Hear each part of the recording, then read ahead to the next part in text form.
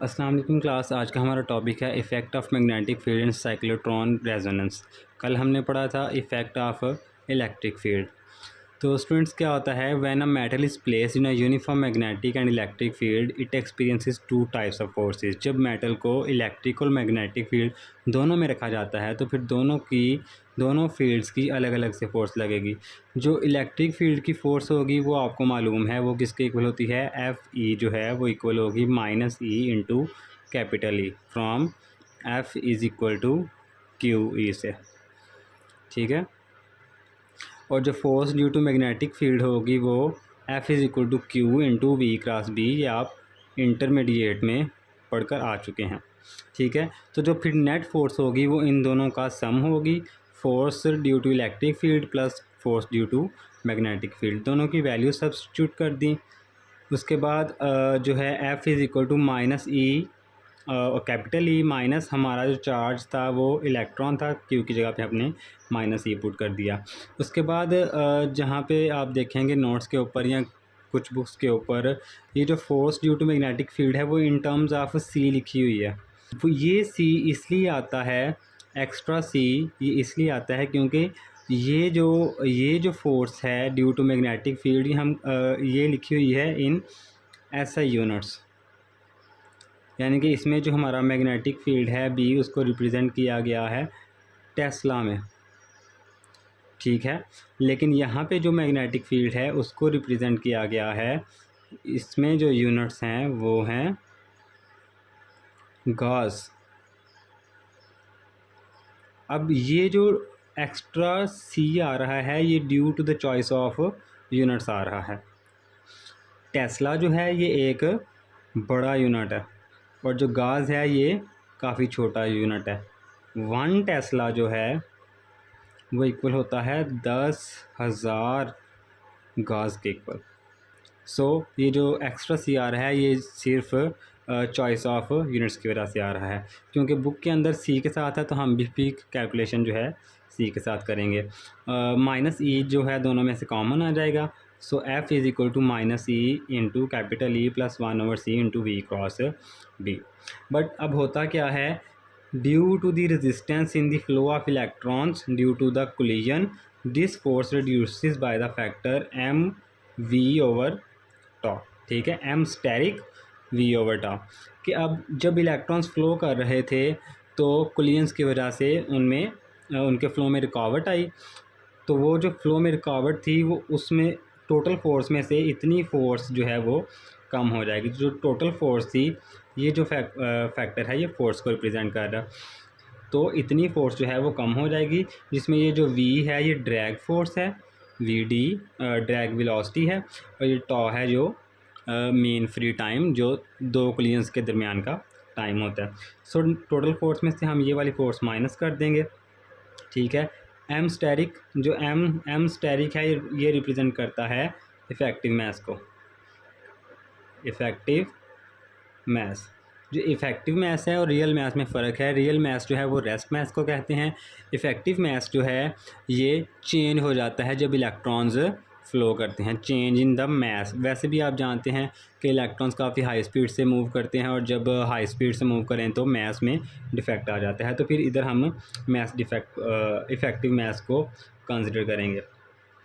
उसके बाद फोर्स को हमने एम ए की फॉर्म में लिख लिया, F is equal to M A, और ए को D V over D T की फॉर्म में लिख लिया। लेकिन कोलिजन्स की वजह से वेलोसिटी तो ज़ीरो हो जाती है बार बार। Due to the collisions velocity tends to be zero, तो फिर D V over D T जो है ज़ीरो हो जाएगा। जब D V over D T zero हो गया, लेफ़्ट हैंड साइड ज़ीरो हो जाएगी और ये लेफ़्ट हैंड साइड पे जाकर पॉजिटिव हो जाएगा।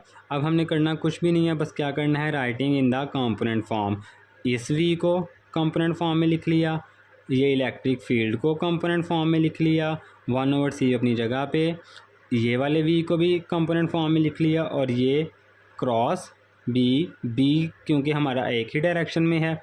बी जब हमने स्लैब थी वो इसमें पॉजिटिव और नेगेटिव टर्मिनल करंट का था। ठीक है। और हमने अलॉन्ग जेड एक्सिस जो है वो मैग्नेटिक फील्ड अप्लाई किया, तो मैग्नेटिक फील्ड एक ही डायरेक्शन में आएगा बी के।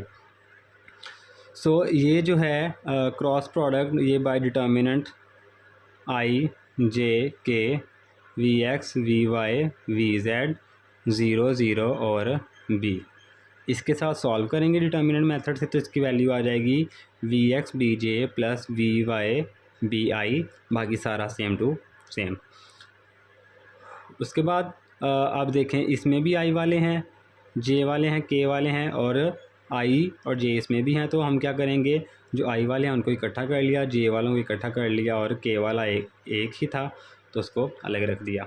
अब comparing coefficients of I J के, लेफ्ट हैंड साइड पे जो आई के कोएफिशिएंट्स हैं उसको कंपेयर करेंगे राइट हैंड के साथ। कोएफिशिएंट्स को कंपेयर करेंगे तो यहाँ पर आई के साथ देखें ये सारा है M asterisk over tau V X, M asterisk tau over V X is equal to, यहाँ पर आई के साथ ये सारा है minus E X plus 1/c V Y B. इसको दोबारा से रीअरेंज करके इसमें से वी एक्स की वैल्यू निकालेंगे तो वो आ जाएगी E tau E X over M asterisk minus E B over M asterisk C tau V Y. कुछ भी नहीं किया, जस्ट इसको रीअरेंज किया है। सिमिलरली जब हम जे वाले कोएफिशिएंट्स को कंपेयर करेंगे तो जे वाले कोएफिशिएंट्स की भी वैल्यू आ जाएगी इस तरीके से, उसमें से भी हम वी वाई की वैल्यू निकाल लेंगे and same is the case with V Z की भी ये वैल्यू आ जाएगी। अब इसमें आप देखें कि जो ई बी ओवर ये वाला E B over M asterisk C, E B over M asterisk C, ये ओमेगा सी है और इसको हम कहते हैं साइक्लोट्रॉन फ्रीक्वेंसी। साइक्लोट्रॉन फ्रीक्वेंसी ऐसी फ्रीक्वेंसी है at which charge particles spiral around a magnetic field line. Let's suppose कि ये हमारे पास कोई स्लैब थी, उसके अंदर से हमने इस तरह से जो है इलेक्ट्रिक फील्ड अप्लाई किया था और इलेक्ट्रिक फील्ड अप्लाई करने के बाद यहाँ पर जो हमने फेंके हुए थे कंडक्टर के मटेरियल्स वो अलाइन हो जाते हैं। जब अलाइन होने के बाद यहाँ से मैग्नेटिक फील्ड गुजारा जाता है तो ये स्टार्ट करते हैं गोल गोल घूमना। अब जिस फ्रीक्वेंसी के साथ ये घूमते हैं उसको हम कहते हैं cyclotron frequency. It is a frequency eight which charge particles spiral around a magnetic field line. When the frequency of externally applied electric field matches with the cyclotron frequency of the charged particles, अब क्या होता है कि जब externally apply जो आपने किया हुआ है इलेक्ट्रिक फील्ड उसकी फ्रीक्वेंसी और साइक्लोट्रॉन फ्रीक्वेंसी मैच कर जाएं तो जो आपके चार्ज पार्टिकल्स हैं वो बूस्ट अप हो जाते हैं, वो एनर्जी गेन कर लेते हैं। एज अ रिज़ल्ट उनका जो मोशन है एक तो वो फास्ट हो जाते हैं और दूसरा क्या है उनका रेडियस इंक्रीज़ कर जाता है। जिस सर्कल में वो मूव कर रहे हैं उनका सर्कल का रेडियस इंक्रीज़ कर जाता है। इसको कहते हैं हम साइक्लोट्रॉन रेजोनेंस, इसको कहते हैं साइक्लोट्रॉन रेजोनेंस। इसकी एप्लीकेशंस क्या हैं? It is use to heat the plasma to extremely high temperature required for fusion reaction. Externally electric field apply करके जो है चार्ज पार्टिकल्स को इतनी एनर्जी प्रोवाइड कर दी जाती है कि वो इतना हीट अप हो जाते हैं कि उनसे फ्यूजन रिएक्शन जो है वो कैरी आउट किया जा सके। और दूसरी एप्लीकेशन इनकी क्या है? It is use to study the properties of materials by examining the behaviour of electrons. Electrons के बिहेवियर को एग्जामिन करके हम मटेरियल्स की प्रॉपर्टीज़ को स्टडी करते हैं। इसके बाद एक छोटा सा टॉपिक आ जाता है हमारे पास, हॉल इफ़ेक्ट। इसका मतलब ये है कि अगर किसी कंडक्टर में से करंट गुज़र रही थी और ऊपर से आपने मैग्नेटिक फील्ड अप्लाई कर दिया है तो इसके ऑपोजिट एंड्स पर चार्ज जमा हो जाएगा, एक पे नेगेटिव जमा हो जाएगा, एक पे पॉजिटिव जमा हो जाएगा। तो ये जो एक्यूमुलेशन ऑफ चार्जेस है at the opposite faces of a metal, इसको हम कहते हैं hall effect. And the voltage develop, और जो वोल्टेज इन दो फेसेस के दरमियान डिवेल्प होगा उसको हम कहेंगे हॉल वोल्टेज। स्टूडेंट्स, होता क्या है कि जब एक मेटल स्लैब को हम इलेक्ट्रिक फील्ड प्रोवाइड करते हैं तो उसमें जो इलेक्ट्रॉन्स हैं वो मूव करने लग जाते हैं एक डायरेक्शन में।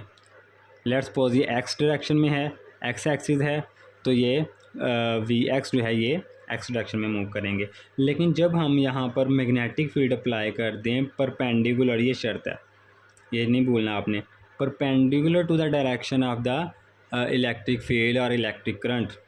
मैग्नेटिक फील्ड और इलेक्ट्रिक करंट जो है ये एक दूसरे के परपेंडिकुलर होंगे, तो फिर क्या होगा कि इलेक्ट्रॉन्स जो हैं ये इनका पाथ डिफ्लेक्ट होगा ऑपोजिट फेस की तरफ। किस फेस पे अब ये होगा, ये इन दोनों के परपेंडिकुलर होगा। ये वाला फेस जो है ये इन दोनों के परपेंडिकुलर होगा, ठीक है। तो फिर फोर्स जो है वो लग रही ड्यू टू मैग्नेटिक फील्ड, ये आपको पता है Q into V cross B, और Q जो है वो चार्जेस हैं तो माइनस ही आ जाएगा। V अलॉन्ग एक्स एक्सिस है, B साइन थीटा, और साइन थीटा यहाँ पे जो है वो 90 डिग्री है, क्योंकि यहाँ पे हमने कंडीशन लगा दी है कि मैग्नेटिक फील्ड और करंट के दरमियान परपेंडिकुलर जो है वो दोनों होंगे। तो फिर voltage develop offers the opposing force. अब ये जो वोल्टेज डिवेल्प हुआ था, यहाँ पे नेगेटिव चार्जेस इकट्ठा हो गए थे और यहाँ पे पॉजिटिव चार्जेस इकट्ठा हो गए थे। ये जो वोल्टेज डिवेल्प हुआ है ये अपोज करेगा हॉल फोर्स को, ठीक है, लॉरेंट्ज फोर्स को। Voltage develop offers the opposing force to the Lorentz force until the two forces become equal and opposite. तब तक जैसे लेंज़ लॉ हमने पढ़ा था ना कि it opposes the cause of its motion, उसी तरीके से ये भी जो है ये उसको अपोज करेगा। तो फिर हॉल फोर्स जो है वो इक्वल और अपोजिट हो जाएगी लॉरेंट्ज फोर्स के। हॉल फोर्स अब क्या होगी, simply force due to electric field, ठीक है, minus e capital E is equal to e V X B, और यहाँ से ई एच की वैल्यू आ जाएगी वी एक्स बी, ठीक है। और ये जो ई एच है ये रिप्रेजेंट करता है हॉल फील्ड को। अच्छा, आगे फ्रॉम करंट डेंसिटी का आपको पता है कि जे जो है वो ई एन वी एक्स के इक्वल है। ये हम पहले भी पढ़ चुके हैं, मैंने आपको रिकॉल करवाया था।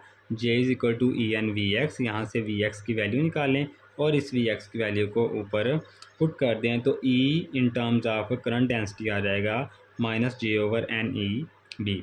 अब इसमें देखें कि जो हमारा जो ई एच है वो करंट डेंसिटी के भी डायरेक्टली प्रोपोर्शनल है, और ई जो है वो मैग्नेटिक फील्ड के भी डायरेक्टली प्रोपोर्शनल है। तो ये जो फिर 1/NE आएगा इसको हम अलग से निकाल लेंगे और इसको हम कह देंगे ये हॉल कांस्टेंट है। अब हॉल कांस्टेंट जो है ये थोड़ा इम्पॉर्टेंट है, क्योंकि ये रिप्रेजेंट करता है टाइप ऑफ चार्जेस को। देखें R और N जो है इन्वर्सली प्रोपोर्शनल है नंबर ऑफ़ चार्जेस। अगर तो R लेस देन ज़ीरो है, अगर तो ये R लेस देन ज़ीरो है तो चार्ज कैरियर्स आर इलेक्ट्रॉन्स, यानी कि हम इससे टाइप ऑफ चार्जेस को आइडेंटिफाई करते हैं कि N टाइप मटेरियल है या P टाइप मटेरियल है। और अगर R की वैल्यू ग्रेटर देन ज़ीरो हो तो चार्ज कैरियर्स आर होल्स, यानी कि वो P टाइप मटेरियल होगा। That's all for today.